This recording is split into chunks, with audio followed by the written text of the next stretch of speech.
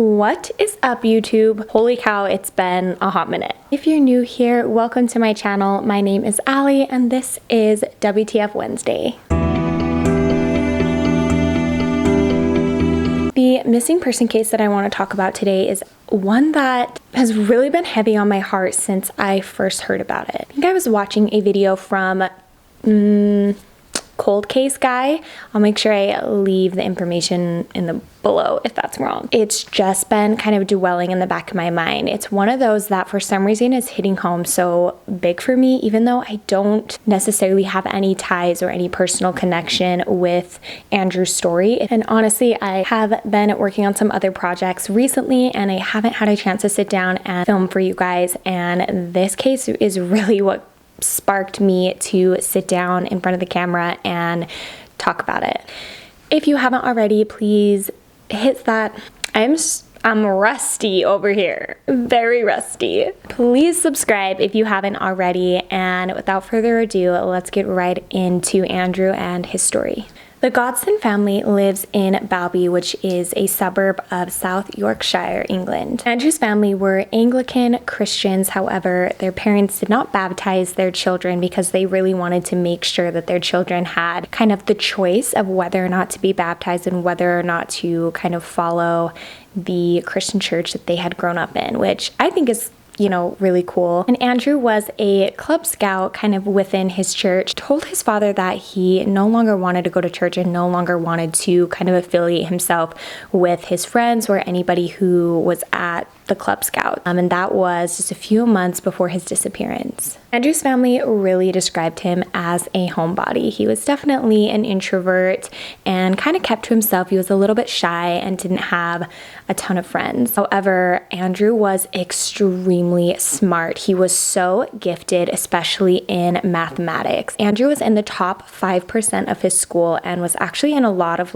gifted classes because of how smart he was. He was one of those students that never missed a day of class, had straight A's, never turned an assignment in late. He, just really enjoyed learning and school, and it was something that he got and something that he really enjoyed doing. Another thing about Andrew is he loved music. He was a massive Slipknot fan, which I definitely can appreciate. I just feel like Andrew was kind of your typical introvert musician, got good grades, and just kind of kept to himself. Well, his parents and everyone around him basically said he was just this amazing, young, gifted kid. Andrew had a 100% attendance record at school. And like I said, he was in the Young, Gifted, and Talented program, which was designed to enhance educational development. In 2006, Andrew even attended this 2-week residential school at Lancaster University. Andrew was said to be a little bit absent-minded, not particularly streetwise, and he just kind of had this deep character about him. He never really got worked up or moody. He was just, pretty neutral.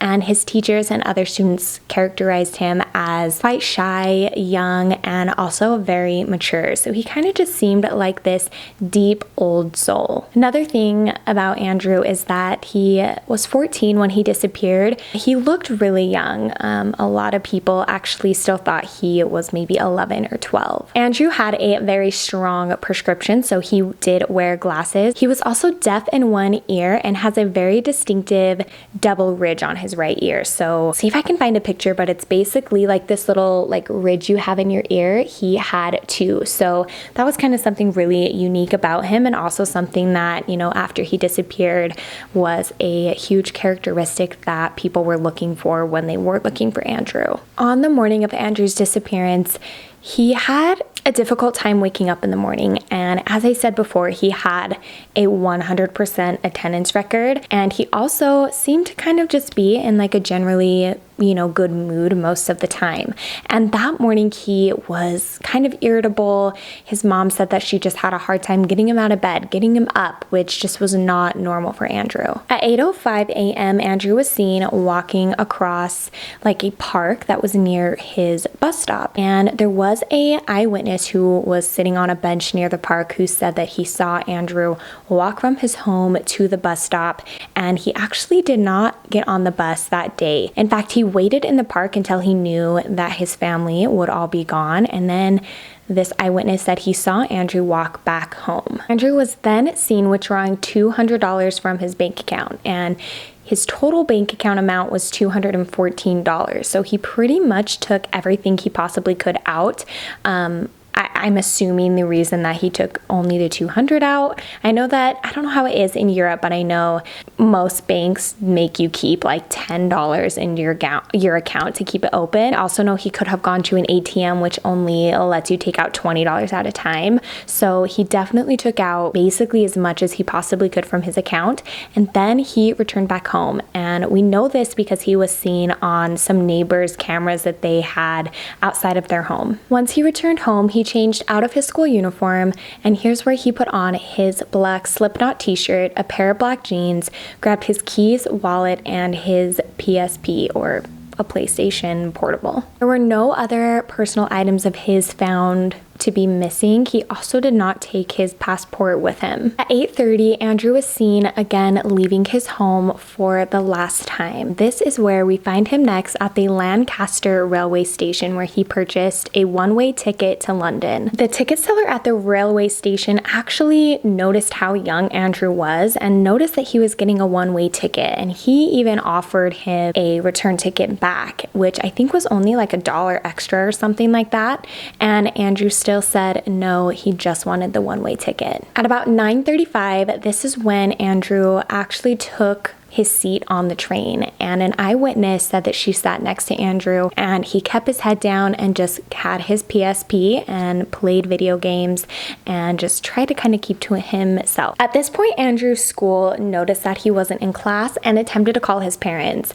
Now, I am a little bit confused as to how this happened, but the school attempted to call Andrew's parents and left a voicemail, and then realized, I guess, some point in the investigation that they had his parents' wrong phone number on file, and so they actually didn't leave a message for Andrew's parents, which is so unfortunate because I get it, you know, for whatever reason the phone number was wrong, but I really do think that had the school been able to get a hold of Andrew's parents, obviously that just would have gotten them such a massive head start on even, you know, knowing that Andrew was gone. And obviously that would have been a massive red flag to know that he wasn't in school that morning. At 11:20, Andrew was seen arriving at King's Cross Station, which was again captured on CCTV, and this was the last known or last captured sighting of Andrew. So that evening, Andrew's family is at home cooking dinner. No one at this point has even realized he's gone. Remember, Andrew was shy and introverted,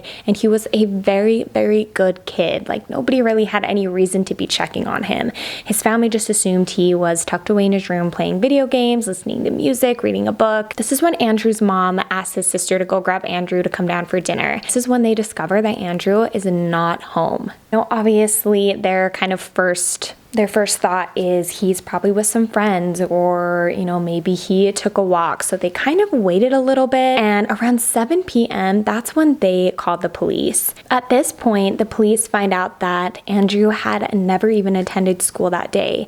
And this is when everyone starts getting really nervous. They began searching for Andrew around the school, around the neighborhood, calling anybody they could who possibly could know where Andrew is, and there was no luck. They found nothing. 3 days later, the police were able to identify the person who sold Andrew his ticket at the train station, and this is kind of when they were able to confirm that Andrew had at least gone to London with his one-way ticket, and that's kind of where their search led them. At this point, Andrew's entire family, and including a ton of volunteers, were in London handing out flyers and looking everywhere for him. And it was also at this point when South Yorkshire police were able to identify him on the CCTV footage of him, you know, getting off at the King's train station, and that footage was also released to the public in order to help identify and look for Andrew. At this point, everyone's starting to think that, you know, Andrew must have gone to London to meet somebody. Andrew didn't have a phone, he didn't have a computer that he used,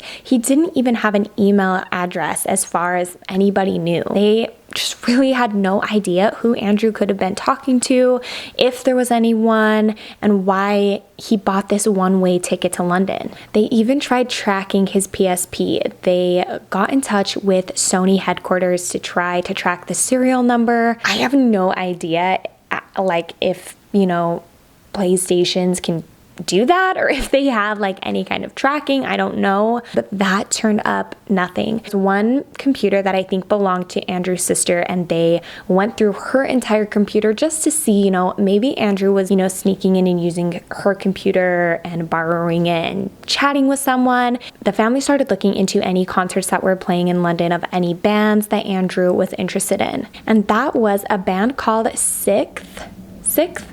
I'll put it up on the screen. I'm not sure I'm saying that right, but they had played a rescheduled farewell show at the Carling Academy, and in the past, this band had played concerts with Slipknot, which we know is Andrew's favorite band, and this concert venue is a walking distance from the King's Cross train station. Unfortunately, nobody really turned up saying that they saw Andrew at this concert. They just could not confirm if he went or not.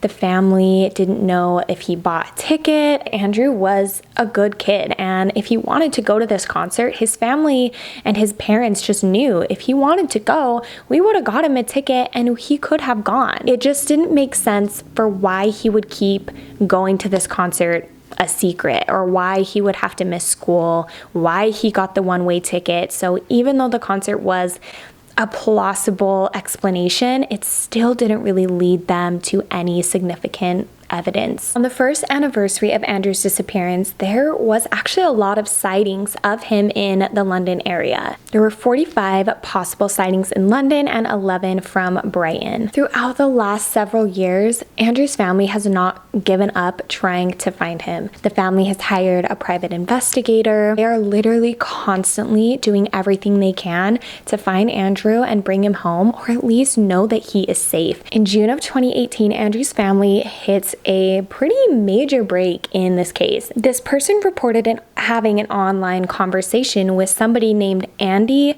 Rue. Now, Rue is what his family would call him. That was kind of their nickname for Andrew. And this individual, Andy Rue person, was claiming that his boyfriend had left him and he needed $200 to cover his rent. When this individual offered him the $200 and asked for his bank account information, Andy Rue said that he did not have a bank account information because he had left home when he was 14. Unfortunately, this pretty much came to a dead end, and this happened in July of 2018, which would place Andrew at being 25 years of age. So Andrew's family continues to release age progression photos of Andrew, and like I said, even it being almost 20 years later, they are not giving up on finding Andrew or hoping that he will return home. There's not a whole lot of theories about Andrew's whereabouts. I mean, as far as we know, Andrew left on his own account. I mean, he technically ran away. Now, since this kind of internet conversation came about back in 2018, did spring a few theories of people thinking that Andrew left home when he was 14 because he was having a lot of, a mental turmoil with his sexuality. In this conversation, you may have noticed that Andrew said his boyfriend left him and he needed money to cover rent. Andrew's family was Anglican and Christian, and just a few months before Andrew's disappearance, that's kind of when he decided that he wanted to leave the church and no longer wanted to be involved with the Cub Scouts. This kind of leads people to believe that with his Christian upbringing and also just kind of, being 13, 14 years old, or really, coming into your sexuality and puberty's happening, that Andrew was really, really struggling with the possibility of him being gay or even being bisexual. This could very well be a reason of Andrew feeling like his family wouldn't accept him, or, all of these reasons I'm sure you can think about, all of the things that would be going through Andrew's head at this time, and maybe he just wanted to leave and start over and kind of start a new life. There are also some people who are saying that with how gifted he was and how smart he was in school, that there was a lot of pressure that was put on him. I don't know if it was put on him by his colleagues, by his teachers, by his family. As humans, we all put a lot of pressure pressure on ourselves. And for a 14-year-old, so you could imagine how much pressure that alone could be on Andrew. And maybe he didn't want any of that. Maybe he didn't want to have a career in math. Maybe he didn't want to do those things. And I mean, if Andrew was also dealing with, having all of this pressure with school, and then also maybe having the pressure of his sexuality on top of that, I could definitely see why a young boy just would not know who to turn to. And it breaks my heart. Obviously, these are just theories. I am completely going off of the research I've done.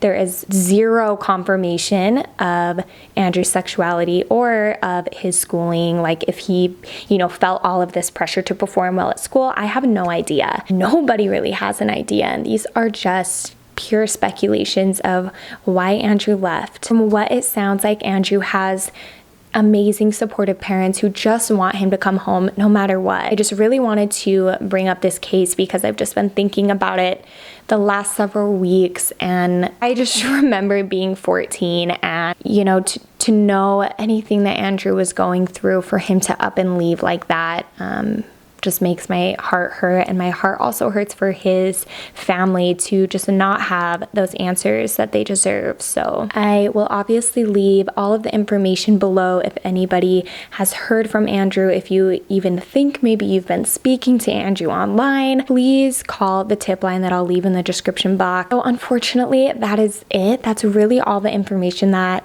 is out there on Andrew and his whereabouts. Thank you guys so much for all of your love and support. I've almost made it to 200 subscribers, which is super crazy. I know that's not a lot in the YouTube world, but it means the world to me. So if you haven't subscribed yet, please do so, and I will see you in my next video. Thanks.